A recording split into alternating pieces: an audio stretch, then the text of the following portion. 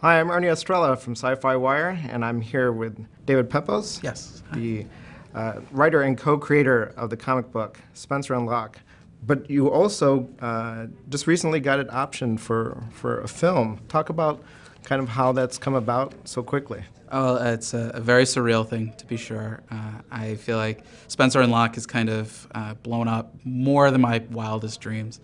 And what's been so great is the way that readers and retailers and press have really rallied around this book about a hard-boiled cop and his imaginary friend.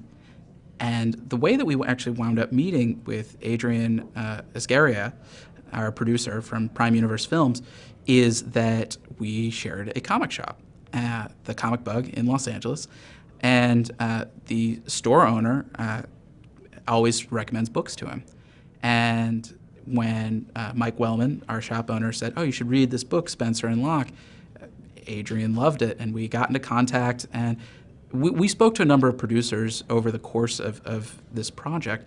But the thing that really impressed me about Adrian was how taken he was, not just with the source material, but with our tone. It really felt like the right fit for us. When you look at the cover, at least when I looked at the cover, it reminded me of Black Sad.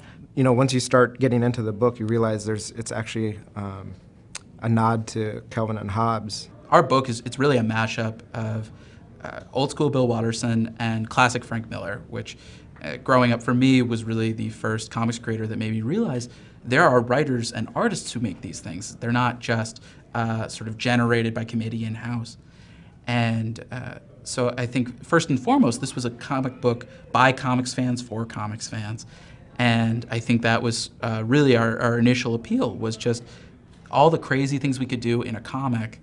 Now the fun challenge will be, how can we take these things, translate them to film, and also use the unique advantages of film as a medium to bring our story to a wider audience? For a tribute to Stan Lee, do you have any fond memories or any kind of random occurrence with him? I ran into Stan Lee at New York Comic Con about 4 years ago. And at the time, I was just desperate to meet Stan. And a friend of mine who had done some work at the convention actually told me, "Listen, you didn't hear it from me, but Stan's gonna be at this hallway between this time and this time." And it was about a 3-hour window. So she said, "If you can be there, you can probably run into Stan." So of course I sat there for hours, and lo and behold, Stan walks by, and I immediately kind of jumped in front of his security people. I'm glad they didn't tackle me. And I just said, "Stan, thank you so much for everything." And he said, "Well, thank you for being a true believer." And it was the best handshake of my life.